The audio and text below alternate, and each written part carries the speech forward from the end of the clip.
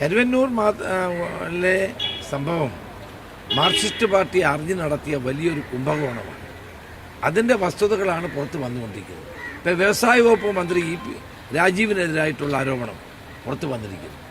CPM-ൻ്റെ സ്വത്തിനെ സംബന്ധിച്ചുള്ള വസ്തുതകൾ പുറത്ത് വന്നിരിക്കുന്നു. കരുവന്നൂർ CPM-ൻ്റെ ഒരു അക്ഷയ ഖനിയായിരുന്നു. എല്ലാ സാമ്പത്തിക തട്ടിപ്പിൻ്റെയും വെട്ടിപ്പിൻ്റെയും കേന്ദ്രമായിരുന്നു. അത് മറച്ചു വെക്കാനാണ് ഇപ്പോൾ ഗവൺമെൻറ് ശ്രമിച്ചുകൊണ്ടിരിക്കുന്നത്. ശരിയായ വസ്തുതകൾ പുറത്തു വരട്ടെ എന്നാണ് എനിക്ക് പറയുന്നത്.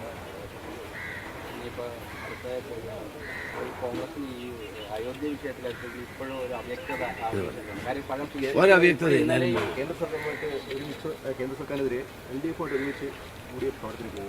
ആ കാര്യം UDF കൂടി തീരുമാനിക്കുമെന്നാണല്ലോ പ്രതിപക്ഷ നേതാവ് പറഞ്ഞിട്ടുള്ളത്. അത് തന്നെയാണ്. നമ്മൾ PCC അംഗങ്ങൾ ആരെങ്കിലും